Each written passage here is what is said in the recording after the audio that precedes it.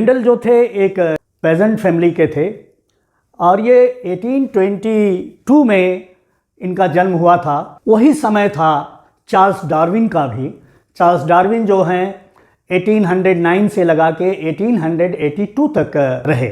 Mendel जो थे उनकी शुरू से लगन थी और इच्छा थी प्लांट हाइब्रिडाइजेशन, प्लांट को क्रॉस कराने की। नेचुरल हिस्ट्री में उनकी बड़ी रुचि रहती थी और नेचुरल हिस्ट्री में रुचि रहने के कारण उन्होंने बहुत जल्दी ही एक मॉनेस्ट्री को ज्वाइन कर लिया और उस मॉनेस्ट्री में थोड़े दिन काम करने के बाद वो एक यूनिवर्सिटी में चले गए, वियना यूनिवर्सिटी में चले गए और उन्होंने नेचुरल हिस्ट्री और मैथमेटिक्स में 2 साल तक वो एजुकेट हुए और इसके बाद वो फिर मॉनेस्ट्री में लौट आए और वो टीचर का काम करने लगे। टीचर का काम करते करते टीचिंग के साथ साथ जो उन्हें खाली समय मिलता था उसमें वो प्लांट का हाइब्रिडाइजेशन करते थे, हाइब्रिड तैयार करते थे और उसी में वो इनहेरिटेंस को एक तरह से डिस्कवर किए। मैथमेटिक्स का बैकग्राउंड होने के नाते उनका जो एनालिसिस का पावर था और एक्सपेरिमेंट की जो डिजाइनिंग थी वो बहुत अच्छी थी। हेरिडिटी जो है या जिसको हम कहें कि इनहेरिटेंस,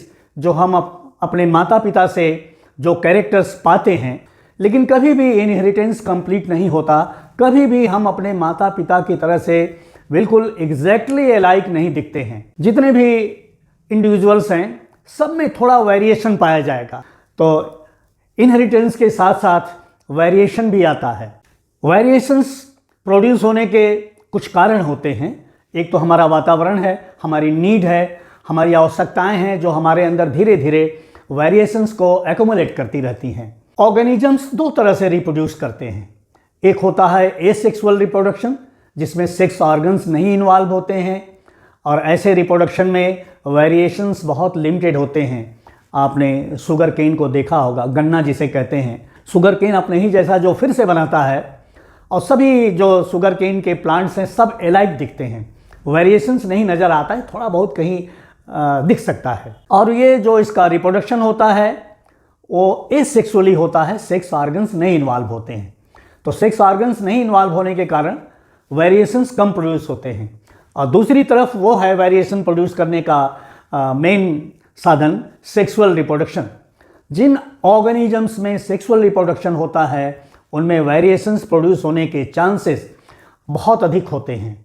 वेरिएशंस हर ग्रेड का प्रेजेंट होता है ऑर्गेनिजम्स में। ह्यूमंस में ये ईयरलोब को देख लीजिए, ये ईयरलोब ये देखिए फ्री है, हैंग कर रहा है फ्रीली। और कुछ लोगों में आप ईयरलोब देखेंगे वो बिल्कुल हेड से अटैच होगा, ऐसे वो हैंगिंग नहीं उसमें होगी, तो फ्री ईयरलोब होगा। और कुछ लोगों में अटैच्ड ईयरलोब होगा। तो एक तरह का वेरिएशन तो यही है। एक ही माता पिता के जो संतान हैं वो सब एक दूसरे से थोड़ा बहुत डिफ़र करते ही करते हैं। तो ये जो डिफरेंस है ये वेरिएशन है और वेरिएशंस जो हैं वो सेक्सुअल रिप्रोडक्शन से प्रोड्यूस होते हैं। वेरिएशंस यदि बहुत दिनों तक अकुमुलेट होते रहते हैं, जनरेशंस दर जनरेशन, एक जनरेशन से दूसरे, दूसरे से तीसरे, इस तरह से जनरेशन दर जनरेशन जाते जाते ये वेरिएशंस फिर इवॉल्व कर जाते हैं और दूसरे रूप में ये दूसरे कैरेक्टरिस्टिक्स का रूप ले लेते हैं।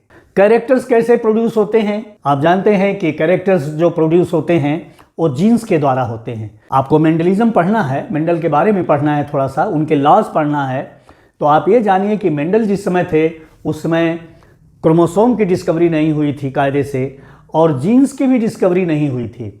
तो मेंडल ने उसको सिंपली कहा कि ये कैरेक्टर्स हैं या ये मर्कमल, उसने कहा कि ये मर्कमल है जिनके द्वारा ये कैरेक्टर्स जो हैं, जो गुण जो आ रहे हैं वो इनके द्वारा हो रहे हैं। और जब उसको इंग्लिश में ट्रांसलेट किया गया तो ये कैरेक्टर्स और मर्कमल जो हैं वो कहे गए फैक्टर्स हैं या डिटर्मिनेंट्स हैं। ये फैक्टर्स हैं और डिटर्मिनेंट्स हैं जो कैरेक्टर्स प्रोड्यूस करते हैं इंडिविजुअल्स में। सभी सेल्स में क्रोमोसोम्स पाए जाते हैं। आप जानते हैं कि क्रोमोसोम्स किस चीज़ के बने हैं? क्रोमोसोम्स डीएनए और प्रोटीन के बने होते हैं और डीएनए का एक खास सेगमेंट, एक छोटा सा सेगमेंट जो है जीन का फॉर्मेशन करता है। जीन क्या होता है? जीन कैरेक्टरिस्टिक प्रोड्यूस करता है। तो डीएनए का एक छोटा सा सेगमेंट जो एक कैरेक्टर प्रोड्यूस कर सके, जो किसी बॉडी में प्रोटीन बना सके और वो प्रोटीन जो है फिनोटिपिक कैरेक्टर के रूप में दिखने लगती है, बाहर से आभास होने लगता है, स्ट्रक्चरल चेंजेज लाते हैं वो जीन्स। तो जीन्स जो हैं क्रोमोसोम्स पर पाए जाते हैं और क्रोमोसोम्स जो हैं सेल के अंदर पाए जाते हैं, सेल के न्यूक्लियस में पाए जाते हैं।